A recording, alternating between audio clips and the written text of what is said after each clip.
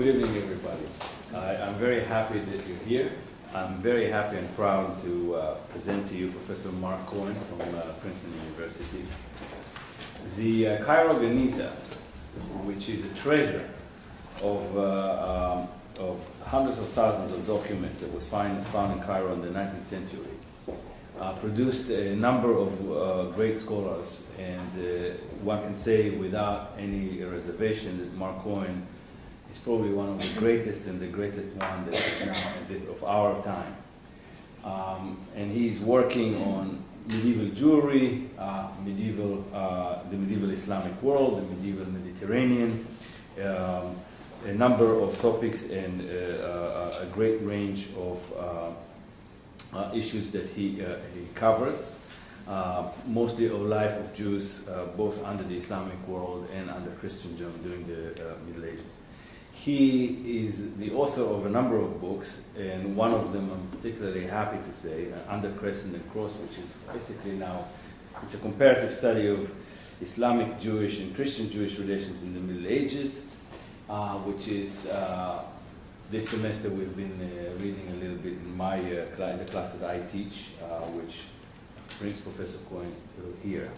But today he won't be talking. He's an author of a number of a greater list of books and articles, which I will not mention right now. I would like just to mention that today he will be speaking actually on a much modern topic, I think, which is the modern myth of Muslim anti-Semitism. So without further ado, I would like to invite Professor Cohen.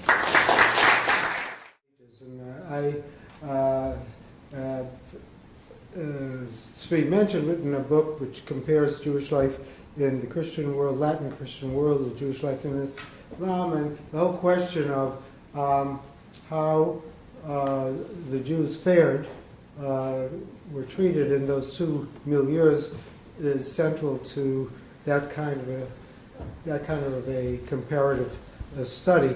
And my interest in anti-Semitism in the Muslim world is kind of a longue durée result of that particular project. So let me begin, and I'm going to begin with an image.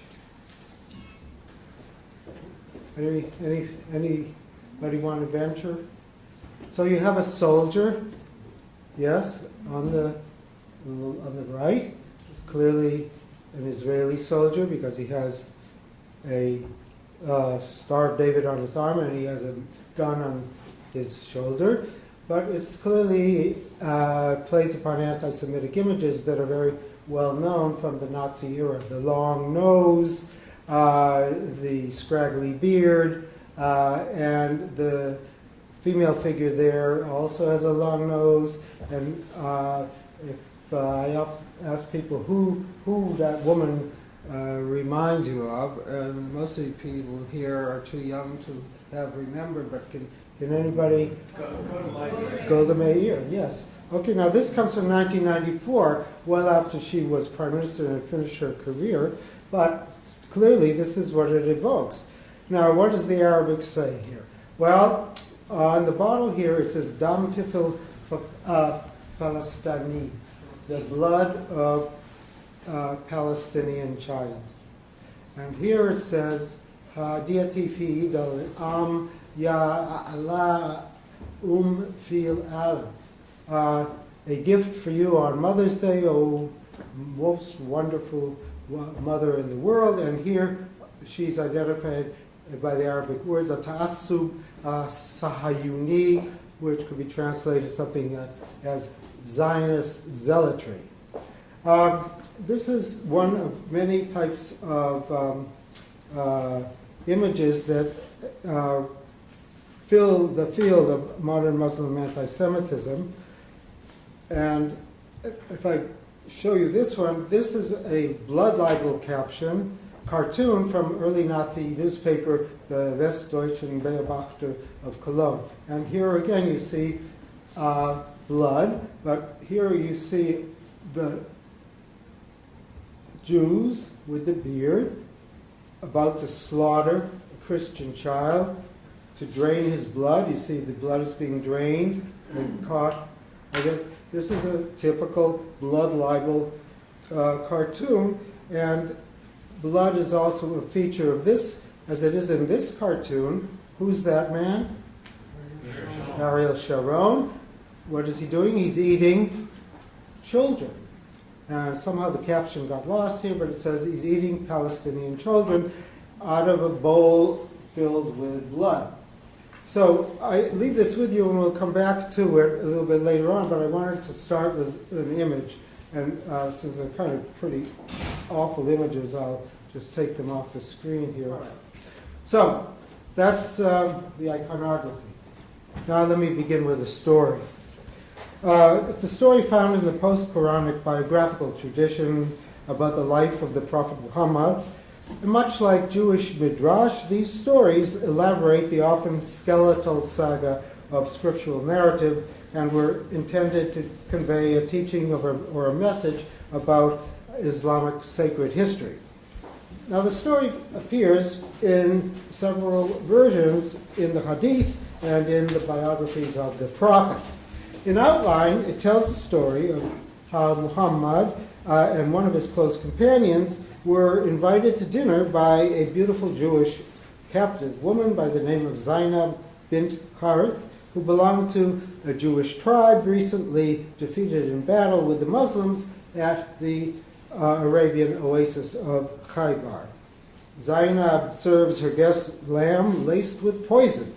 Just as the Prophet is about to put the food into his mouth, the morsel of lamb speaks miraculously and warns him that it has been poisoned. The Prophet immediately spits out the meat, but one of his companions swallows it and promptly expires. Confronted by the Prophet, Zainab confesses to the act.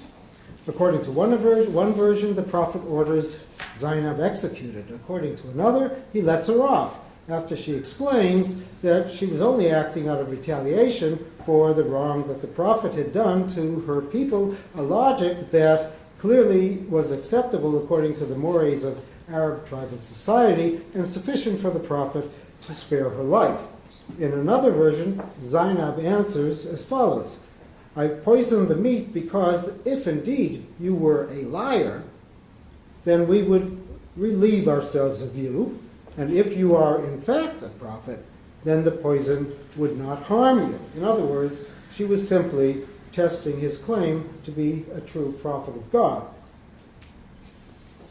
4 years later, lying on his deathbed, the prophet comes to the conclusion, again according to some but not all versions, that his illness is the residual effect of Zainab's poisonous meal. So, in effect, according to this Muslim tradition, or at least this version of the tradition, Muhammad was killed by a Jew, or what's worse, a Jewess. This old story has in recent times gained currency among people on both sides of the Muslim-Jewish divide. The Muslim side cites the tale as proof of the malevolence and conspiracy on the part of the Jews. The Jewish side, choosing the version in which Muhammad orders Zainab's death, adduces the saga to prove that Islam is inherently and violently anti-Semitic. The problem is that both sides have taken the tale out of context. The Zainab Midrash had a different purpose from the ones imputed to it by modern-day misreaders. In Muslim understanding, Zainab meant to challenge the Prophet to prove he was indeed the messenger of God, and the miracle of the talking morsel of lamb substantiates his claim. Or, as Eitan Kohlberg has argued, the story purports to portray the Prophet as a martyr. But in no case was the story transmitted to demonstrate the evil of the Jewish people, and certainly not to demonstrate the malevolence of the Prophet. Moreover, and this is equally important, the story of Zainab had hardly any effect on Muslim-Jewish relations in the Middle Ages. This contrasts stunningly with the story in the Gospels that the Jews killed Christ. an accusation that forms one of the foundational motifs of Christian anti-Semitism. The difference, of course, lies partly in the fact that the killing of Jesus was tantamount to killing God, whereas Muhammad was a human being, a prophet, not a divine being. But had medieval Muslims sought a rationale for persecuting, even annihilating the Jews, the Zainab story could have served a purpose. That purpose, but nowhere did it do so. This is not the only story of Jewish treachery that might have fed Jewish hatred or anti-Jewish hatred and genocidal vengeance toward the Jews. The Qur'an and the biographical literature harp on the theme of Jewish treachery towards the prophet. In a famous episode recounted in the biographical literature and vaguely alluded to in one surah of the Qur'an, Surah 33, the Jewish tribe of the Banu Qurayza in Medina is punished with execution of its male members for having aided and abetted Muhammad's Meccan adversaries. This was not genocide, as is often implied. It was a consequence of typical intertribal tensions in which that tribe was accused of violating a non-belligerency pact with the early Muslim community and supporting the Prophet's pagan enemies in Mecca. But the event did not constitute a precedent for what, in the Christian context, set the stage for anti-Semitism. Anti-Semitism is a relatively new phenomenon in Islam, a lamentable and distressing consequence of modern developments. Moreover, until the 1960s, hardly anyone in the Jewish world knew of its existence. Israelis and world Jewry first became aware of contemporary Muslim anti-Semitism thanks to Yehoshaphat Harkabi's 1968 book, Arab Attitudes Towards Israel, published in both English and Hebrew, and to the publication by the Jewish press around the world of anti-Jewish statements in Arabic, textbooks discovered by the Israeli army when it entered towns in the Golan Heights and the West Bank during the Six-Day War.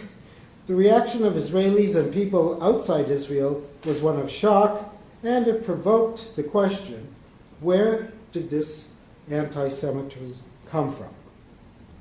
It is, or is it, as some hypothesized, a new phenomenon incited initially by Zionism and more recently by the policies and actions of Israel in the Middle East, particularly as applied to the Palestinians? Or was it nothing new at all, but rather part of an age-old Jew hatred ingrained in the religion of Islam and traceable to the Qur'an itself? Muslims, for their part, denied that anti-Semitism existed at all. In a well-known refrain, they claimed and claim today that they oppose Zionism in the state of Israel, not Jews, with whom they've always lived in harmony. In this, they have found support in the old Jewish myth of an interfaith utopia or golden age under medieval Islam. Along with others, I call this a myth because it overlooks the inferior status of Jews and Christians under Islam and occasional episodes of forced conversion or even physical violence. Now, in the 20th and 21st century context, Arabs and other Muslims have exploited this Jewish theme of an interfaith utopia in order to blame the Jews and Zionism for destroying the traditional harmony between the two peoples. In response to this, there has been a Jewish backlash, which I have called a counter-myth. It asserts that Islam has persecuted Jews from its origins and that anti-Semitism is endemic in the Islamic religion.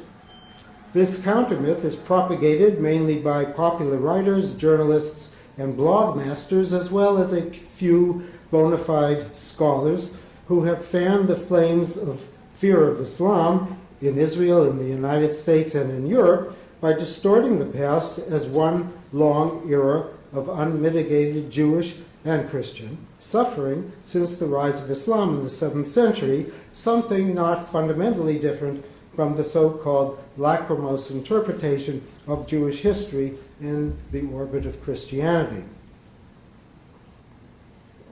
The counter-myth that I have just described parallels a similar belief among some Jews from Arab countries living in Israel and elsewhere, seeking to find their place in a predominantly European Jewish world scarred by centuries of Christian persecution culminating in the Holocaust. They claim that Islam has indeed persecuted Jews, that is, their own ancestors in Arab lands, from its very origins. Specifically, and by implication, these Arab Jews lay claim to a past of misery and suffering like the Ashkenazim, including dislocation from their ancient homelands, which entitles them to a larger share of the Zionist dream than the mostly Ashkenazic founders of Israel have allotted them. Historians, for their part, are similarly divided on the issue. On the one side, we have the Harmony School, continuing the myth of the Golden Age. For this school, the new Muslim anti-Semitism must therefore be new. Others, representing the conflict school, see contemporary Muslim hatred of the Jews as simply a continuation of an unending Arab and non-Arab Muslim hatred of the Jews from time immemorial. It is, of course, dangerous to indulge in sweeping judgments about the sources of Muslim attitudes toward Jews and Israel today. The picture is far too complex, and the circumstances in which manifestations of Jew hatred rear their head in the Muslim world are far too encumbered by political issues and international affairs to lead to facile conclusions about the past. The efforts of certain Islamophobic writers to prove from history that Muslim jihadists are about to take over the world, an ironic inversion of the classic anti-Semitic calumny about the Jews, are, to my mind, a distortion of the past and incendiary. One of the basic problems lies in the definition of anti-Semitism. For counter-mythologists, every nasty expression about the Jews in the Qur'an, the Hadith, and other Arabic literature, as well as every instance of harsh treatment or violence experienced by Jews in the past, is deemed to be anti-Semitic. But this is manifestly not anti-Semitism. It is rather the typical, though nonetheless unsavory, loathing for the other found in most societies, even today, a disdain that in the Middle Ages was shared by all three Western monotheistic religions in relation to pagans, as well as to rival monotheist claimants to divine exclusivity and the right to dominate society. So, what is the proper definition of anti-Semitism, which is shared by most students of the subject? They would define it as follows: a religiously based complex of irrational, mythical, and stereotypical beliefs about the diabolical, malevolent, and all-powerful Jew, infused in its modern secular form with racism and the belief that there is a Jewish conspiracy against mankind. Let me repeat that. A religiously based complex of irrational, mythical, and stereotypical beliefs about the diabolical, malevolent, and all-powerful Jew, infused in its modern secular form with racism and the belief that there is a Jewish conspiracy against mankind. Defined this way, I can say with a great deal of confidence, in agreement with other seasoned scholars, that such anti-Semitism did not exist under the crescent in the medieval Muslim world. Of course, we should not make the mistake of thinking that Jews lived in the Middle Ages as equals of Muslims. Equality amongst monotheistic religions was unknown.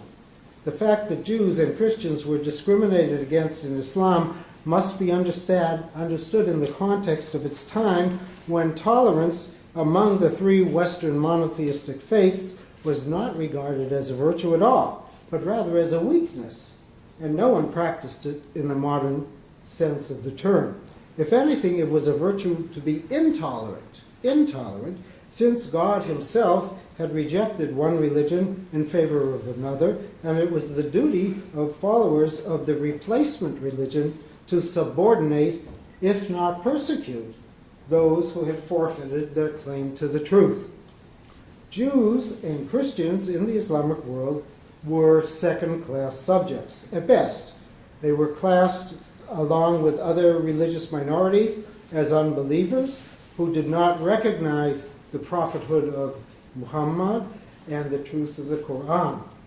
But this kind of unbelief was not as threatening to Islam as Jewish unbelief was to Christians, for unbelief in Christianity means rejection of Jesus as Messiah and as God, a greater affront to the dominant faith than Jewish unbelief was to Islam, because it challenged the entire theological basis of the Christian religion, and thus it lies at the heart of Christian anti-Semitism.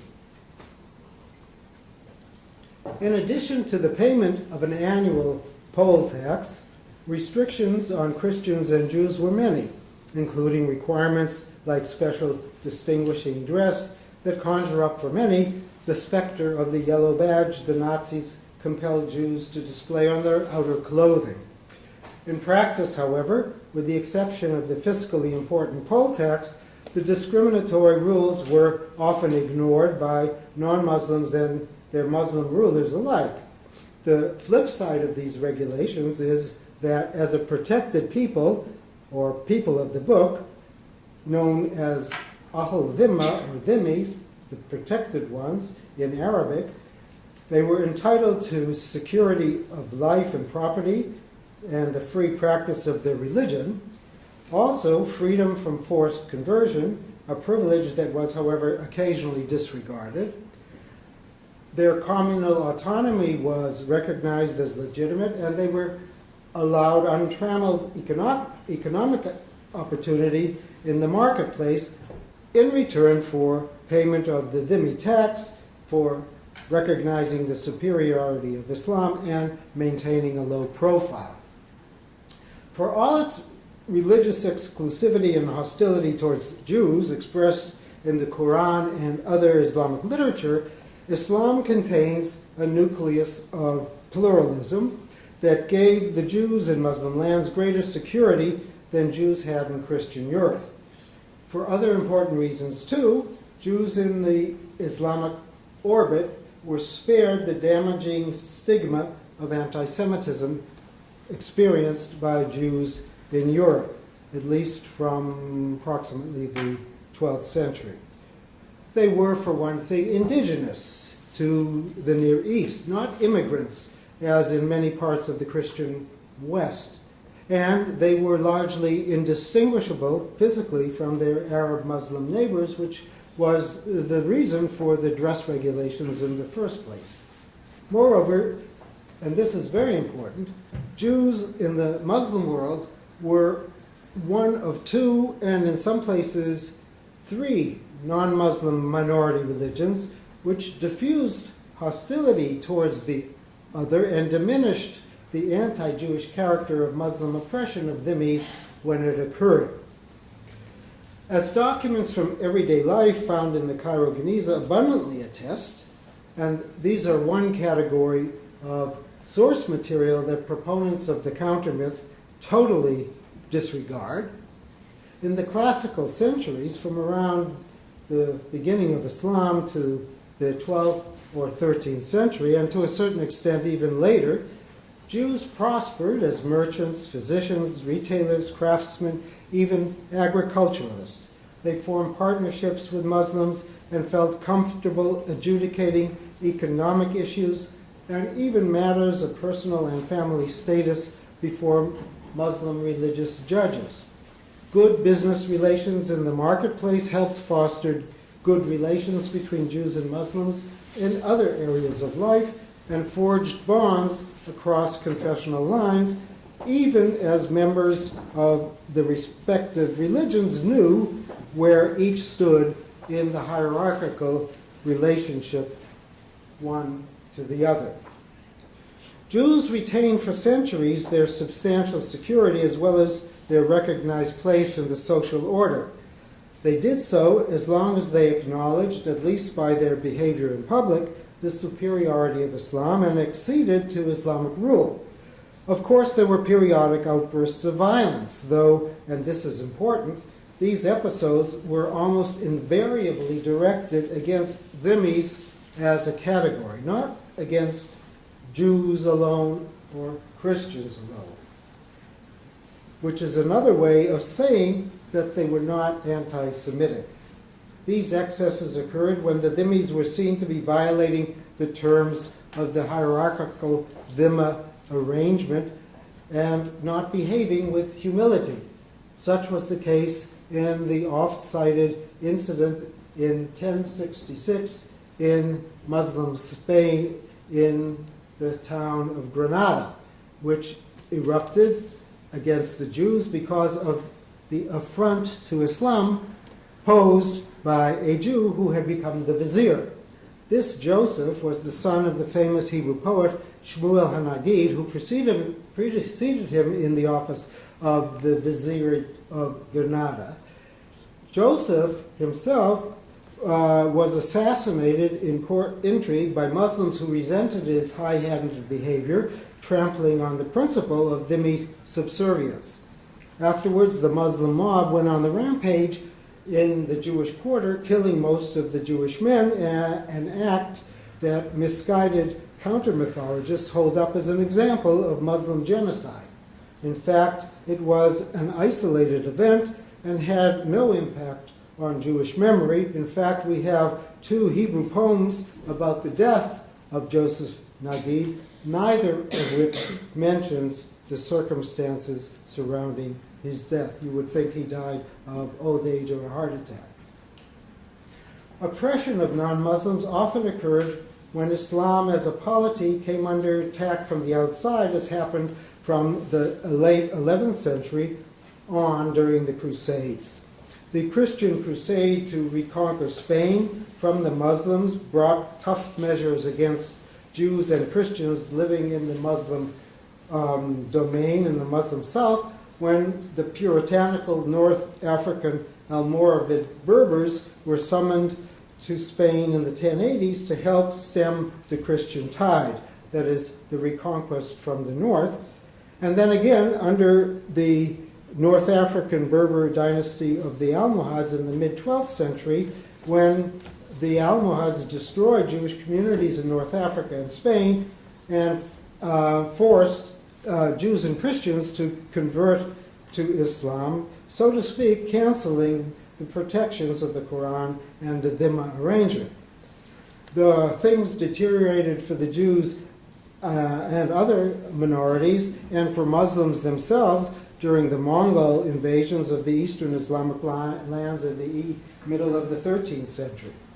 Historically, in addition to the Almohad exception, there were only two other major waves of persecution in the medieval period where Jews were made to accept Islam, all of which were reversed when Muslim zeal faded and Jews were allowed to return to their Jewish religion, which is in itself a sin in Islam because it represents apostasy, and according to Islamic law, apostasy is punishable by death. Nonetheless, the Jews were allowed to return to Judaism after the persecution ended. Otherwise, Jews were not forced to convert to Islam, and with two other major exceptions that prove the rule, they were not expelled from Muslim lands as they were from most of Latin Europe by the end of the 15th century. In general, though the later Middle Ages saw an increasingly harsh enforcement of the dhimma regulations, we may say that Jewish fortunes declined as part of a general political, economic, and cultural setback in the surrounding society. And things were especially harsh because they were, of course, the minority.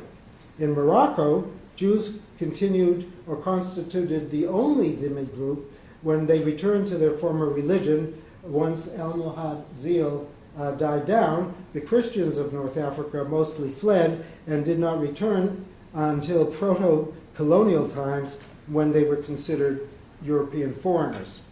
Yemen did not have a significant Jewish presence when the Jews, as the dhimmis par excellence, endured hardship and forced conversion in the middle of the 12th century.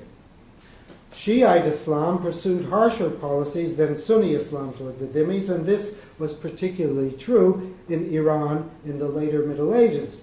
Beginning in the late 16th century, with the establishment of Shiism as the official religion of Iran under the Safavids, things became especially difficult for the Jews, owing in part to the religious doctrine of impurity, najasa, which is mentioned in the Qur'an 9:28, but there it is applied, but it was applied in pre-Safavid times to both Christians and Jews. In Shi'i Iran, Zoroastrian notions of purity and impurity seem to have enhanced the polemical significance of the Quranic concept of impurity and contributed to a harsher attitude toward all unbelievers, including Sunni Muslims.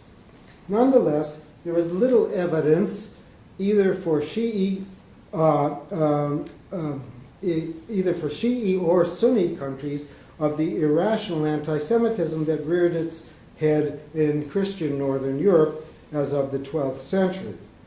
This belief, classifying all Jews as satanic enemies of society, did not exist in the medieval Muslim world, even in the later Middle Ages, when, from, as I said, about the 13th century on, Jewish fortunes declined as part of a general political, economic, and cultural setback in the surrounding society.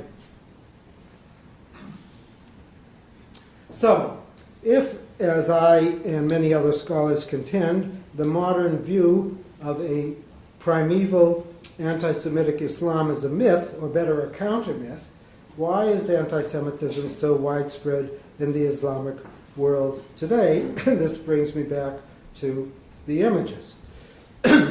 Why are there so many anti-Semitic books and articles and such a plethora of anti-Semitic cartoons that remind us of the worst anti-Semitic iconography of the Nazis?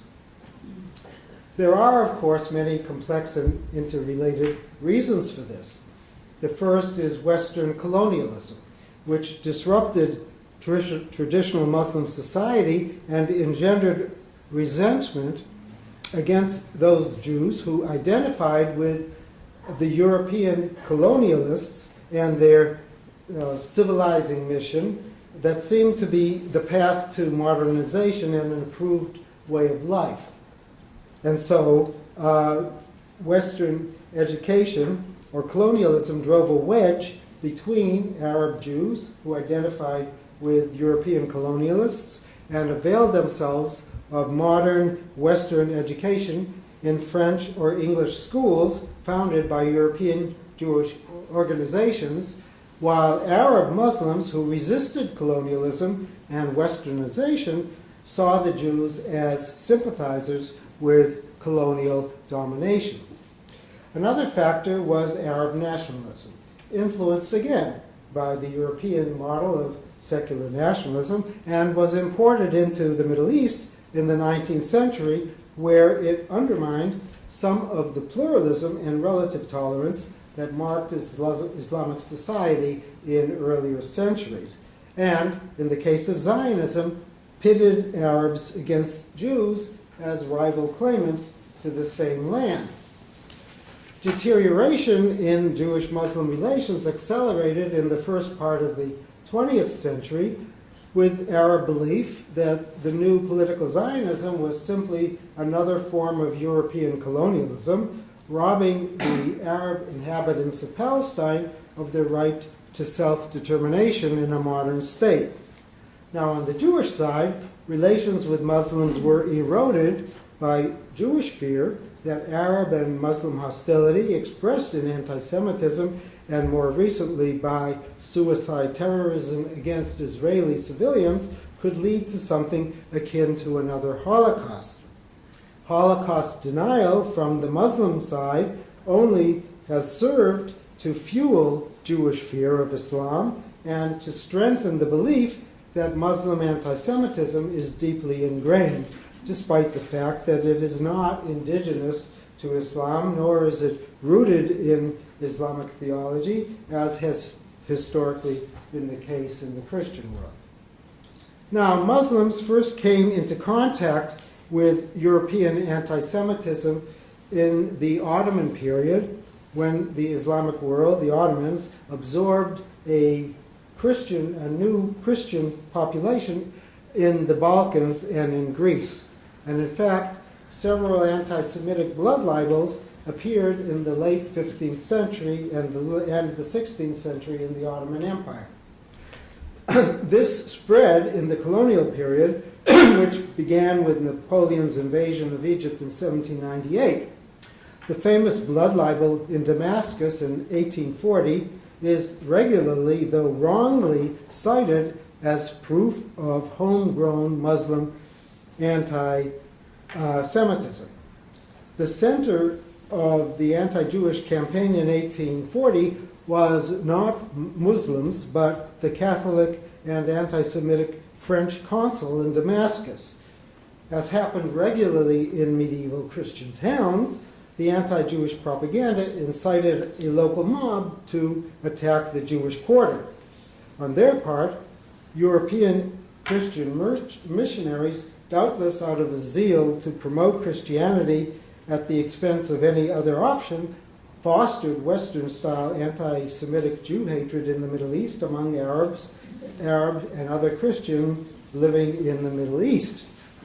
So, Christian anti-Semitism, which arrived in the Middle East thanks to European influence, fell on receptive ears among Greek and Armenian trading communities in the Middle East, who were the Jews' chief economic competitors, and indeed many of the blood libels in the Levant and in Egypt were perpetrated by Greek or Armenian Christians, not by Muslims. Similarly, Christian anti-Semitism supported Arab Christian aspirations for a non-denominational pan-Arab nationalism, a secular Arab world in which Arab Christians, would enjoy full equality with Muslims. Many Arab Christians must have felt that anti-Semitism, deflecting Muslim enmity away from themselves and onto a, to them, familiar enemy, would advance the nationalist cause in which they played such a prominent role. There were also accusations in the 19th century against Jews in Iran, accusing them of kidnapping Muslim children and killing them, though the element of blood is noticeably absent until the middle of the 20th century against the backdrop of the looming establishment of the State of Israel. So the flames of the new Arab-Muslim anti-Semitism were fanned in the 1940s by Nazi propaganda beamed to the Middle East in Arabic and Persian radio broadcasts from Berlin, and by the presence of such a figure as the pro-Nazi Mufti of Jerusalem, who fled into exile in Baghdad after the British expelled him from Palestine in 1939. The Nazis curried favor with Arab leaders and promoted anti-Semitism as part of their strategy to defeat the Allies, and then, of course, to rule the world and to destroy the Jews. Ultimately, the establishment of the State of Israel, followed by Israel's humiliating military victories over Arab countries, and then other policies of the post-1967 occupation, including the building of Jewish settlements, has brought anti-Semitism in the Muslim world to a fever pitch. As for the Islamist movements, as the Israeli scholar Emmanuel Sivan has written, they themselves did not turn outward towards Zionism and Israel until relatively late. Following the Arab defeat in the Six-Day War of 1967, following the Egyptian peace treaty a decade later, and then the Khomeini revolution in Iran. Only then did the Islamists begin to place Zionism and Israel firmly in the forefront of their radical mission, accentuating anti-Semitic propaganda that was largely latent or secondary in importance in the earlier phase of the reformism. In its present form, the new Muslim anti-Semitism, with its Arabic idiom and references to the Qur'an and other medieval texts, seems old, though in fact it represents an Islamized version of its Christian roots. The Islamization has not been easy to achieve because classical Arabic literature, including the Qur'an, for all its nasty and hostile references to Jews and Christians, is relatively free of the kinds of irrational statements and beliefs about the Jews that inform Western anti-Semitism. I believe it is precisely because classical Islamic sources have so little that can be construed as anti-Semitic that the protocols of the Elders of Zion occupy such an important place in Arab thinking today. The protocols, a blatantly anti-Semitic forgery of the Tsarist secret police, was published in 1903 and first translated into Arabic from the French by an Arab Christian in the 1920s and reprinted many times since. The protocols also find expression in the infamous charter of the Islamist Hamas party. I submit, however, that it is precisely the near absence of similar texts in Arabic literature that make the protocols a text taken from the arsenal of European anti-Semitism so prominent in the modern Muslim Jew hatred. Indeed, apart from its appeal to those attracted to conspiratorial theories to explain Israeli power, military victories, and other achievements, including the nearly airtight American support for Israel since its inception, the protocols must be seen by many Muslims to be almost Islamic, because it echoes themes in the Qur'an and elsewhere of Jewish treachery and malevolence toward Muhammad and his biblical prophetic predecessors, which are among the most authentic and time-honored themes in the arsenal of medieval Muslim anti-Jewish thinking. It is not well known, but many Muslim intellectuals have actually voiced their criticism of Arab abuse of the protocols and, conceding its inauthenticity, have called for its abandonment as a tool of anti-Zionist propaganda. Other themes, taken out of context from their Islamic sources and interpreted more severely than they were meant to be in their original setting, have come to the fore. There is, for instance, the oft-mentioned dehumanizing description of Jews in the Quran as apes and pigs, folkloristic motif that is present in 3 verses of the Quran and apparently borrowed from other non-Islamic cultures and coming very close to the irrational beliefs of Christian anti-Semitism. Noteworthy, however, is the fact that the apes and pigs threat is aimed in one of the verses at the people of the book in general, and that it is applied in Quranic commentary to Christians as well as Jews. The pigs, as you can guess, are the Christians for obvious reasons, because they eat pork, and the Jews are the apes. This reduces the Quranic theme from being a specifically anti-Jewish libel to one aimed at all non-Muslim believers, a general tendency in Islam that diffuses hostility over at least 2, sometimes more than 2 minority religions. In 2 of the 3 verses, as you can see, The victims of God's, one of the two are the Sabbath breakers, and therefore clearly Jews. But it is worthwhile noting that the Jews are chastised here for breaking Jewish law, a law that by implication Islam respects. Contrast the idea in Christianity that states or holds that the law of the Jews is a sign of God's rejection. Much bandied about in the Muslim world and regularly cited on the Jewish side as evidence of age-old anti-Semitism is a hadith about the prophet that, like the protocols of the elders of Zion, is included in the Hamas charter and is propagated by Islamists as a warrant to kill the Jews. You see it here. It announces that the hour of the day of judgment will not come until the Muslims fight the Jews and kill them, whereupon the rock and the tree will miraculously say, O Muslim, O servant of Allah, a Jew hides behind me, come and kill him, except for the Ghaqad tree, which is the tree of the Jews. The current Mufti of Jerusalem quoted this hadith a few years ago to the throng assembled in Ramallah, celebrating the founding of the PLO. The hadith is also taken out of its original context, where its intent was not anti-Semitic at all, because it is just one of many miraculous portents of the end time, the era of judgment and redemption, and the only one of a dozen or so that mentions violence against the Jews. It seems, moreover, to have had relatively little effect on Muslim-Jewish relations until modern times, when it can be heard in anti-Jewish pronouncements from the pulpits of mosques and in Islamist propaganda. Of course, it makes little difference to the Jews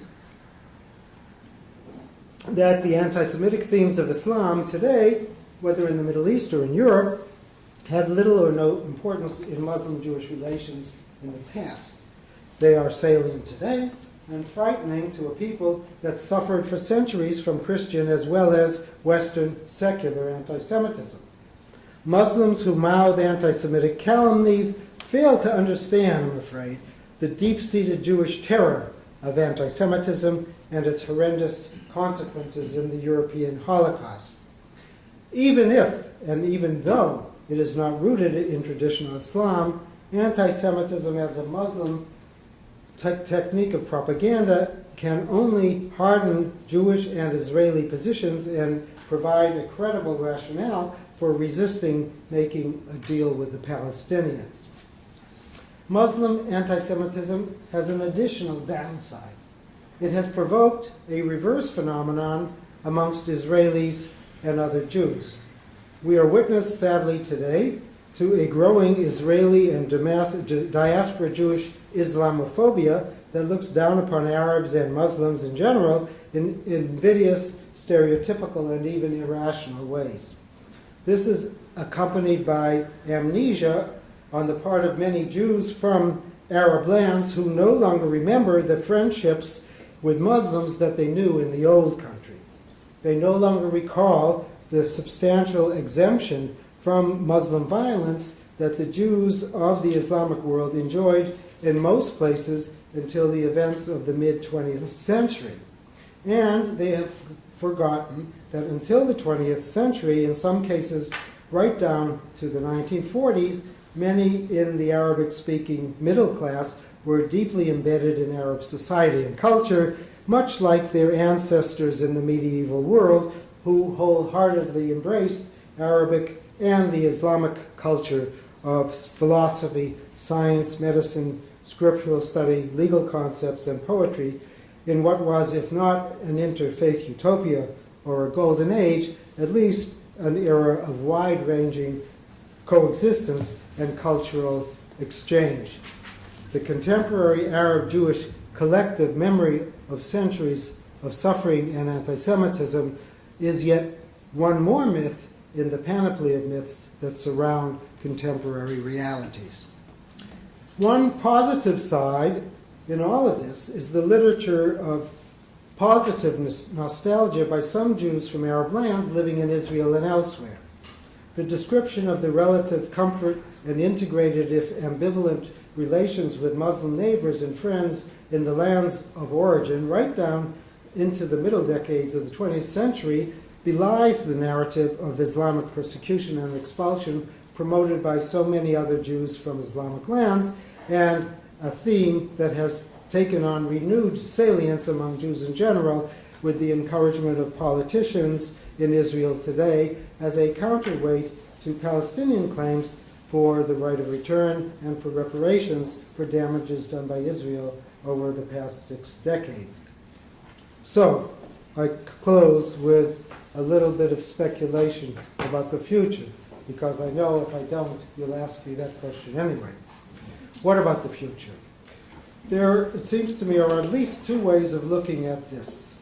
In one, the optimistic view, the proverbial good news, we might say that precisely because anti-Semitism of the Western Christian variety is not native to Islam, precisely because it is not part of most classical Islamic texts, once there is a just and peaceful solution to the Arab-Israeli conflict with 2 states, Israel and Palestine, living side by side, both of them viable and coexisting in relative peace, let alone being economically interdependent, then the new Muslim anti-Semitism might eventually fade away, or at least lose its appeal to the majority of Muslims because it is not deeply rooted in Islam and is largely fueled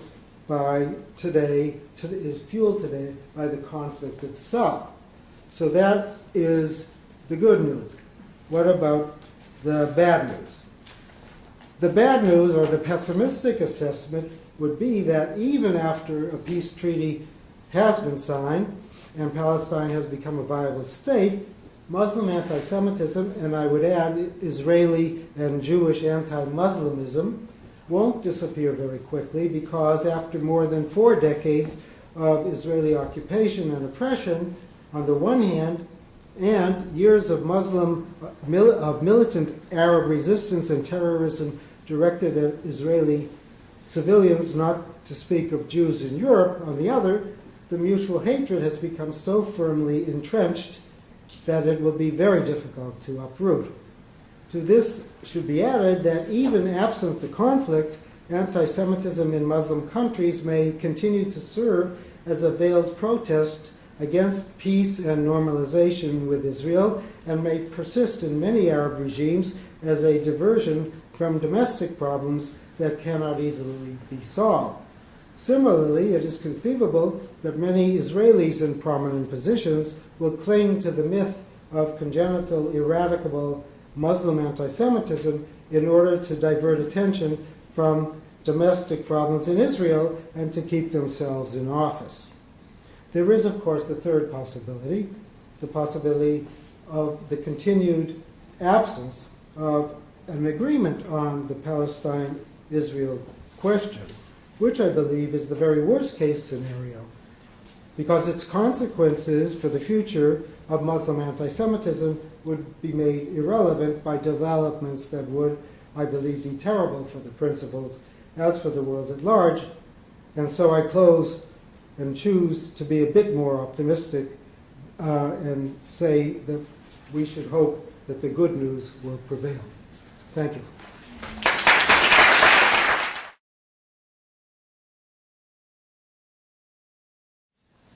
Thank you very much for the talk. And this is something that I have sort of personally, come across for some of the aspects, especially latter part of your talk. I was once a student at Columbia University, and I saw a very interesting dynamic. Having not grown up in the United States, I came here for college, and for the first time I interacted, with a lot of my sort of Jewish peers, Jewish professors, and so on and so forth. And I saw your point entirely about, sort of this modern construct of anti-Semitism prevalent in a lot of the Muslim world. I had a sort of old uncle of my aunt who once gave me an English copy of the Protocols of the Elders of Zion and so forth, right? So that definitely exists. in the older generation. In the younger generation, but also, his education level was very poor, he obviously didn't go to a top school or anything like that. Correspondingly, Muslims who've been to top schools, my Muslim peers at Columbia and other peers in top schools and institutions around the country had no such biases whatsoever. In fact, they had this culture of great embrace. There was a lot of interfaith work that the Muslim Students Association and stuff did. Correspondingly, on the other hand, I saw that, and this is of course by no means a sweeping generalization, there were some phenomenal friends I had who were very much into the interfaith dialogue process amongst my Jewish peers, but there were certainly some associated with organizations like Lion Pack and stuff who definitely spewed Islamophobia, if you will. I had a professor once who was once the deputy national security advisor of Israel, and some of the things he spewed in class were really, Islamophobic, frankly. And he tried to brush aside, and he was also a professor at Harvard Kennedy. A hyper-educated individual, and he would brush aside, issues or try to hide facts. So when I brought up the 2002 Arab or Saudi Arabia-led peace plan, he really wanted to sort of brush that under the rug. He didn't bring it himself. Eventually, I did in class, and he just tried to dismiss it offhand. You have Daniel Pipes, other very, very educated people with stellar pedigrees who perpetuate this Islamophobia. And my question is, why is that? Because educated Muslims, on the other hand, you have even in problematic countries like Prince Turki Al Faisal, the Georgetown and Cambridge educated, Saudi Prince. He's very into interfaith. You have the former Crown Prince of Jordan, Hussein bin Talal, again very much into it, and he despises the sort of strand of anti-Semitism that exists in the Muslim world and so on. So educated Muslims, on the other hand, are fighting this, but some elements of educated sort of Jewish diaspora people I've seen are not. Well, I mean, I think you answered your question. It's implicit in your narrative. Education helps, especially educations that is secular and in the Western world. It happens less, I think, in the Muslim world for a large variety of reasons. Up until the mid-20th century, there were 800 or 900,000 Jews living in the Muslim world. And the contact with Jews allowed Muslims to know the real Jew. Yes? The absence of Jews in those countries, I think, helps to foster, there's anti-Semitism in Japan. There aren't any Jews in Japan, except probably some American businessmen who live over. Yes? You started your talk with giving a definition of anti-Semitism, but my question is, do you distinguish between political anti-Zionism and Muslim anti-Semitism, as you explained in your talk, specifically relating to the Palestine case? Okay, that's a very good question, because if we go back to this image,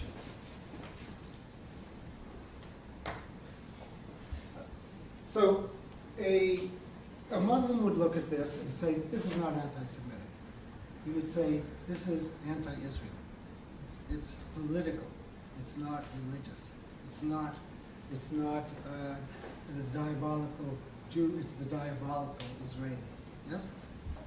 Because Meir is the epitome of Israel. And this is an Israeli soldier. I don't buy the distinction. I think that the anti-Zionism and the anti-Judaism have grown together, and they have become more or less one. Despite disclaimers to the contrary by well-meaning Muslims who obviously are embarrassed by the nature of these cartoons and these statements, want to make this distinction. But here you see it, it's right here. I mean, it's Israel, right? That's an Israeli soldier. But the imagery there is the imagery that is attached to Jews, going back to the German case that I showed you in the other image here. It's the same thing. Okay, so I think that there was a time when there was more of a distinction, but I think that the distinction has largely collapsed. So can I just ask a follow-up question? So do you think it's possible for someone to be anti-Zionist but not anti-Jew or anti-Semitic? I don't want to say, because I'm not a psychotherapist. but I guess I'm going to leave that question. I think your assertion that antagonism between Arabs and Jews is only a recent phenomenon is contradicted by the fact that by the long history of warring and slavery that has existed between Semitic groups. And when I say Semitic groups, I mean people speaking Semitic languages, which are Arabs and Jews, but also the Assyrians and Babylonians who enslaved the Jews. You have also Joshua who enslaved the Canaanites. And slavery is very ancient in Africa. It was initiated by the 18th dynasty Egyptians. And the Arabs in their expansion took off and exploited many of the slave routes that already existed, as did the Jews. The Jews in Iran, I believe, were instrumental in Eastern Africa, and the Arabs who were in Spain were in the Moroccan routes. But also you have Jews practicing slavery in Europe. The Rudnites and the Khazars were responsible for a great deal of deportation and castration and deportation of Europeans. And then if you look at the broader history of Islam, you see, for example, the Ghaznavids and the Timurids invading India and really sacking all the Hindu temples and deporting large numbers of Hindus and etc. So, well, people engaged in slavery, and people treated other people poorly throughout history. But I'm talking here about one specific phenomenon of anti-Semitism, and the various examples you gave here don't fit the mold. They fit the mold of one people treating another people badly, but they don't fit the mold for this particular discussion. Well, I think anti-Semitism is a special case, but you see discrimination, exploitation, yes, enslavement I agree with all you. over Eurasia and Africa. People discriminate against other people throughout history, including in 2013 in New York City. But this is a particular case in history, and all of the examples you gave prove that people dislike and mistreat people. I'm just talking about it. How do you reconcile politics with history, in a sense that Moses was the founder of the Jewish people, and Ishmael, he was his brother, and he was the founder of the Muslim. Well, I don't think Moses and Ishmael were brothers. But you maybe you're thinking about Isaac and Ishmael? They were brothers. Maybe that's Cousins. yeah. But that's prehistory. Those are symbols, right? They don't have anything to do with the clash today. Yes, it's true that Arabs trace their ancestry to Ishmael, and so did the Jews. The Jews traced the Arabs' ancestry to Ishmael and their own to Isaac. There was conflict between Isaac and Ishmael, but some people like to compare that to the conflict between Jews and Ishmaelites today. There's Arabs, but that's symbolism. It's not the same. Yes. Recently, in the Arab world, there were some attempts from some scholars to rethink and reread the events like the Banu Qurayza one. Mm-hmm. For example, there is this Muslim scholar now. He's a young scholar. He's based in Austria. I saw this lecture for him on YouTube, and he refuted the whole old narrative of the Banu Qurayza massacre. Also, other things like the entire rethinking of the hadith itself, because the hadiths are some Muslims now argue that the hadiths were written three centuries after the Prophet, so now they are questioning these hadiths in light of the original text, which is the Qur'an. Some other scholars also argue that the reference to the Jews in the Qur'an itself It deals with particular Jews in particular times, in particular contexts. It doesn't generalize. For example, there are also other verses in the Quran that describes the Arabs of the desert as being the most disbelievers and the most hypocrites. So they say, like, why do we generalize the verses that deal with the Jews, and why don't we generalize the one that deals with these particular Arabs? So these ongoing discussions, do you think, like, there should be some kind of common Jewish-Muslim cooperation to reread and rethink both the history and the religious narratives? Well, I mean, that's extremely desirable. But it's important also to be self-critical and to be able to face the texts, and even if the text should be understood contextually as a function of time and place, they're real texts. The Banu Qurayza story, very briefly, there were 3 tribes in Medina that Muhammad Jewish tribes, came in contact with when he moved to Medina, the famous Hijra. 2 of the tribes opposed him, he expelled them. Then the 3rd tribe was accused of treachery, of siding with his Meccan enemies and selling them weapons, and as a result of this, a kind of a trial was held, or rather an opinion was solicited, and it was decided that all male members of the Jewish tribe of Banu Qurayza would be killed. And they were, and the women and children sold into slavery. Now we know about this from Muslim sources, not in the Quran, with the possible exception of one verse, which people think alludes to it, but it's told in later sources, and most of the sources are late. And there's a tendency in Islamic scholarship, has been, to discount the veracity of these later stories because they're late and embellishments and meant to glorify the early period. But this, I don't have any problem. I don't have any problem accepting that the Banu Qurayza were exterminated, sentenced to death, because in the context of the times, it was a wartime situation, and Muhammad was desperately seeking allies. He was a minority, a very small minority, facing external enemies, the Meccans, Arab pagans who he wanted to convert to Islam, and he wasn't even sure everybody in Medina supported him. Some Jews did convert, but most didn't. Now, the scholar who tried to refute the Banu Qurayza story, arguing that the Jews invented it on the basis of the story of Masada.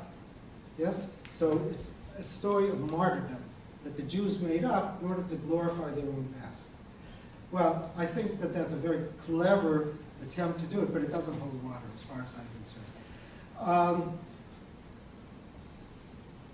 It would be extremely useful if Jews and Muslims sat down and studied each other's texts. And if Jews and Muslims sat down, for instance, and studied the Hebrew Bible, the Old Testament, as Christians call it. The Jews don't call it the Old Testament, they call it the Bible, or the Tanakh in Hebrew. They find out that there were a lot of kind of unsavory stories that took place. Massacres of pagans, the 7 Canaanite nations, other instances in which Israelites acted rather belligerently towards others. And this could be compared with belligerency against Jews and others in the Qur'an and other stories. So what would the upshot be? People understand that in the context of the times, thousands of years ago, people, because they were zealots for a particular cause, treated others badly, and especially in the case of monotheistic religions. Monotheisms do not like other people. They don't like other monotheisms, and they certainly don't like pagans. Polytheists tend to be more tolerant than monotheists. Go to India. The Hindus are more tolerant than, because in polytheism, there's a multiplicity of gods. It's just that each god respects the existence and peaceful existence of the other gods, so the peoples do the same. So Give me polytheism any day. Monotheism has been a big trouble. I just want to ask about the secular aspect of the Jews in terms of some of the fact that Jewish culture has developed secularism, political theories of Marxism, Freud, and other ideas that are very prominent in cultural history of the Jews. And that would also be kind of a conflict in that there is a very strong secular strand in Jewish culture. Yeah. This is something that people have pointed to. The West underwent an enlightenment and a rejection of the ancien regime and a kind of secularism. If you go to France today, nobody's religious. Everybody's laïque, right? Nobody. I mean, that's the French who founded the French Revolution. They have followed through on secularism there. So there was no enlightenment in the Muslim world. There was reformists. There were reformist movements that wanted to change the nature of Arab and Muslim regimes. The founder of the Muslim Brotherhood, that was one of his goals. So it's not true that there was no attempt to bring about some sort of modernistic, secular understanding of religion. But it didn't go as far as it did in the West for a variety of reasons. So it is a problem in the two cases, and the Enlightenment did not prevent Western Europeans from becoming anti-Semites. So remember, that anti-Semitism became politicized in the late 19th century. And that's what led Herzl to devise his idea of Zionism, political Zionism. So Enlightenment is not the panacea that some people think. Okay? All right, I think we have to stop there. I think there's a snack downstairs.